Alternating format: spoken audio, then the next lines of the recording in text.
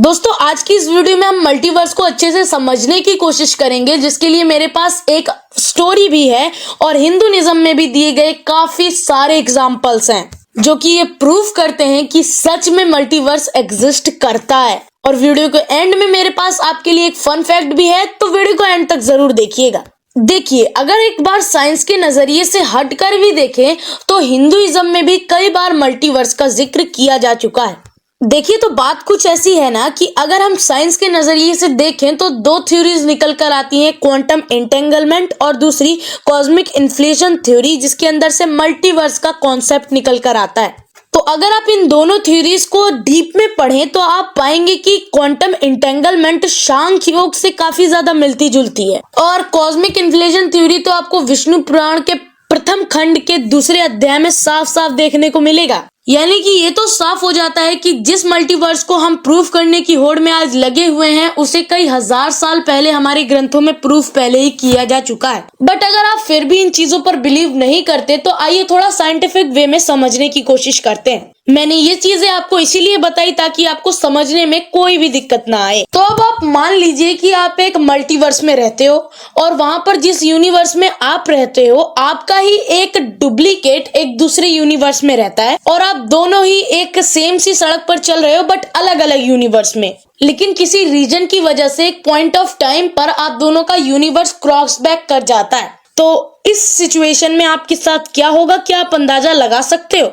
तो एक famous theoretical physicist Michio काकू के अनुसार जिस पॉइंट ऑफ टाइम पे क्रॉसबैक होगा उस टाइम पे एक ह्यूमन लेवल पर दोनों की मेमोरीज पर एक मैसेज जाएगा, जिसकी वजह से उन्हें ये लगेगा कि उनके साथ तो ऐसा पहले भी हो चुका है। इवन वहां पर मौजूद सारी चीजें आपको लग रहा होगा कि आप इन्हें पहले ही देख चुके हो। So it is very similar to the experience of deja vu. अब देखिए, यूनिवर्सिटी ऑफ ज़ैग्रेब के अनुसार दुनिया के 97% लोगों ने ये एक्सपीरियंस किया है और ये कॉमन सा इंसिडेंट जो कि दुनिया के लगभग सभी लोगों के साथ हो चुका है, उसके पीछे एक बहुत ही कम फेमस वजह भी हो सकती है जिसका नाम है मल्टीवर्स। अब ये चीज महज एक थ्योरी है जो कि अभी तक प्रूफ नहीं हुई है, बट ये मल्टीवर्स का कॉन्सेप्ट शायद हमने समझ लिया है। जी हाँ दोस्तों, मैं उसी मल्टीवर्स की बात कर रहा हूँ जिसके ऊपर आपने कई सारे वीडियोस देखे होंगे कि आखिर मल्टीवर्स क्या है ये समझने के लिए। लेकिन हो सकता है कि अब हमारे पास इस चीज के प्रूफ हैं। अब जाहिर सी बात है, हम यूनिवर्स के लेवल पर ये चीज नहीं पता लगा सकते और इनकी कोई पिक्चर को नहीं पा सकते, क्योंकि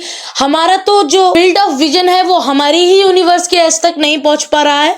तो हम मल्टीवर्स को कैसे देख पाएंगे अपनी टेक्नोलॉजी की मदद से?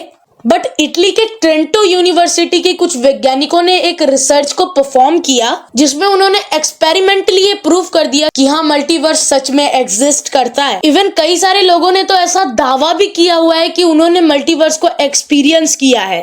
बट अगर मैं सारे इंसिडेंट्स को बताता फिरूंगा तो फिर ये वीडियो ही छोटी पड़ जाएगी। लेकिन एक इंसिडेंट को मैं आपको जरूर बताऊंगा जिसको सुनकर आपको खुद ही फैसला करना है कि ये सच है या फिर झूठ। मैं इस पर अपना कोई ओपिनियन नहीं दूंगा, लेकिन इस पर आपका जो भी ओपिनियन होगा आप मुझे कमेंट्स में जरूर बताइएगा। तो दरअसल 2017 में रेडिट पर एक महिला ने अपना एक एक्सपीरियंस शेयर किया जिसमें उसने दावा किया कि मैंने मल्टीवर्स को खुद ही एक्सपीरियंस किया है। तो देखिए, एक बार क्या हुआ ना कि एक महिला को रात में मैसेज आया कि quote who is this, and जब उसने चेक किया कि सेंडर कौन है इस मैसेज का तो उसने देखा कि उसके पति के ही नंबर से उसको ये मैसेज आया। लेकिन ये बात भी नोट करने वाली है कि उसका पति उस टाइम पर उसके बगल में ही सो रहा था, उसका फोन भी उसी के पास बंद पड़ा हुआ था। उसके बाद ये महिला भी उससे पूछती है कि कौन हो तुम, तो सामने से ये जवाब आता है कि मैं तुमको नहीं जानता लेकिन मेरे फोन में तुम्हारा नंबर सेव है। तो इसके लिए उस वुमन के भी मन में ये क्यूरियोसिटी उठी कि आखिर उसका नंबर उसके फोन में किस नाम से सेव है। तो सामने से ये मैसेज आता है कि wifi with a heart, and पूरी दुनिया में उसका हस्बैंड ही एक ऐसा इकलौता इंसान था जो उसे वाईफाई के नाम से पुकारा करता था। उसके बाद अगली दोपहर को जब ये इंसिडेंट उसने अपने हस्बैंड से बताया और जब हस्बैंड ने उसका फोन चेक किया तो ही वाज शॉक्ड, क्योंकि वहां पर ऐसा कोई मैसेज ही नहीं था। और क्रॉस चेक करने के लिए जब उसने फिर से अपनी वाइफ को मैसेज किया तो उस सेंडर के सेंड किए मैसेज के नीचे ही वो मैसेजेस कंटिन्यू होने लगे। मतलब इनडायरेक्टली किसी और यूनिवर्स में वो भी इस वुमन का पति ही था। Which was very weird. तो इस घटना के कई सारे एक्सप्लेनेशन हो सकते हैं क्योंकि ये बहुत ज्यादा टेरिफाइंग है। लेकिन एक पॉसिबल एक्सप्लेनेशन ये भी है कि उनका ही हस्बैंड का रेप्लिका किसी और यूनिवर्स में रहता होगा, जिनकी मेमोरीज क्रॉस बैक कर गई होंगी, जिसकी वजह से उसका भेजा गया हुआ मैसेज इस यूनिवर्स में आ गया होगा। बाकी आपको इसके बारे में क्या लगता है मुझे कमेंट्स में बताइएगा।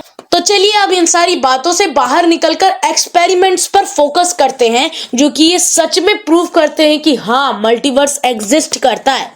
अब अगर हमें मल्टीवर्स की थ्योरी को समझना है तो सबसे पहले हमें बिग बैंग को अच्छे से समझना पड़ेगा। सो देखिए, ये चीज हमारे लिए इम्पोर्टेंट इसीलिए है क्योंकि अगर किसी भी वीडियो में मैंने या फिर किसी और ने आपको एक्सप्लेन किया होगा कि व्हाट इज बिग बैंग, तो उसमें इस चीज की आधी ही बात बताई गई है कि पहले बिग बैंग हुआ, उसके बाद 10⁻30 सेकेंड्स के अंदर जो हमारा यूनिवर्स है वो तेजी से बड़ा हो गया। बट ये एक आधी स्टोरी है। अगर आप इसे पूरी तरह से समझ लेते हो तो आप कैसे हमारा यूनिवर्स बना वो भी समझ जाएंगे और कैसे मल्टीवर्स बना वो भी आप समझ जाएंगे। तो देखिए, कॉस्मोलॉजिस्ट के अनुसार जो पॉइंट ऑफ एवरीथिंग था, जिससे सब कुछ बना बिग बैंग के बाद, उसके अंदर सारी एनर्जी समाई हुई थी, जो कि आज आप देख रहे हैं। तो इसी वजह से ये काफी ज्यादा अनस्टेबल था और जैसे ही उसमें बिग बैंग हुआ या धमाका कह लो, तो सारी एनर्जी बहुत ही रैपिडली एक्सपेंड करने लगी। हाँ, ये बात भी सच है कि अभी स्पेस ही एक्सपेंड कर रहा था, यूनिवर्स को फॉर्म होने में अभी थोड़ा सा टाइम था। लेकिन अगर कोई इंसान इसे इस यूनिवर्स के बाहर से देखता तो उसे ये चीज काफी ज्यादा शांत और बैलेंस नजर आती। और अगर मैं इस चीज को किसी एग्जाम्पल से समझाऊं तो आप दूध का एग्जाम्पल ले सकते हैं। जब आप उसे उबालते हैं तो बाहर से देखने पर आपको ये काफी ज्यादा शांत नजर आता है, लेकिन अंदर का माजरा तो कुछ और ही होता है। लेकिन असल बात तो ये होती है कि जो एनर्जी उस दूध को मिल रही होती है, कन्वेक्शन की वजह से वहां के नीचे वाले पार्टिकल पहले गर्म होते हैं, फिर वो धीरे धीरे कर ऊपर की ओर बढ़ने लगते हैं और इसके बाद ऊपर जाकर वो वापस भी ठंडा हो सकते हैं। लेकिन इसके लिए उनके पास दो रास्ते होते हैं। पहले तो वो कन्वेक्शन के जरिए धीरे धीरे ऊपर जाएं, या तो बबल को क्रिएट कर ऊपर की ओर बढ़े। लेकिन इसमें दिक्कत ये होती है, जो बबल्स होते हैं ना, वो दूध के दूसरे पार्टिकल्स के मुकाबले काफी ज्यादा लेस एनर्जेटिक होते हैं क्योंकि उनके अंदर एम्प्टी बैग्स होते हैं, और जिसकी वजह से ऊपर से देखने वाला जो दूध आपको खौलता हुआ दिख रहा है वो काफी ज्यादा स्टेबल लगता है, लेकिन अंदर से उनके जो बबल पार्टिकल्स होते हैं वो काफी ज्यादा अनस्टेबल होते हैं। अब लेकिन मैं ये सारी चीजें आपको इसलिए नहीं बता रहा हूँ क्योंकि आप भी दूध को गर्म कर सके, बट मैं ये सारी चीजें आपको इसलिए बता रहा हूँ क्योंकि यही लॉ हमारी यूनिवर्स पर भी एप्लीकेबल है। और आज के टाइम पर आपको वो यूनिवर्स जो कि बनते समय बहुत ज्यादा ही अनस्टेबल था, वो काफी ज्यादा शांत देखने को मिलता है। अब ऐसा इसीलिए क्योंकि अगर आपको किसी दो चीजों को मिलाकर एक फाइनल प्रोडक्ट बनाना है तो उसके लिए आपको बहुत सारी एनर्जी पहले तो उन दोनों रिएक्टेंट्स को प्रोवाइड करानी होगी, जिसकी वजह से वो जो रिएक्शन है वो ट्रिगर हो सके। उसके बाद में जो फाइनल प्रोडक्ट आपको मिलेगा ना, वो पहले से भी काफी ज्यादा स्टेबल होगा।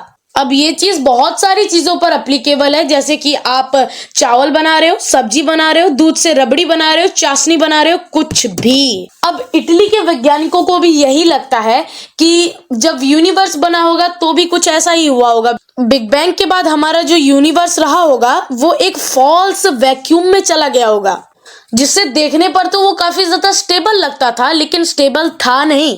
और जब मैटर में कुछ केमिकल रिएक्शंस होना शुरू हुए तो उन्हें बाद में चलकर काफी ज्यादा एनर्जी मिली, जिसकी वजह से हमारा यूनिवर्स जब रिएक्ट कर अपने फाइनल प्रोडक्ट की ओर बढ़ा तो वो पहले से भी काफी ज्यादा बैलेंस और शांत हो गया, जिसे हम कहते हैं ट्रू वैक्यूम, जिसकी वजह से प्लैनेट्स, स्टार्स जैसी चीजें एग्जिस्टेंस में आ पाई।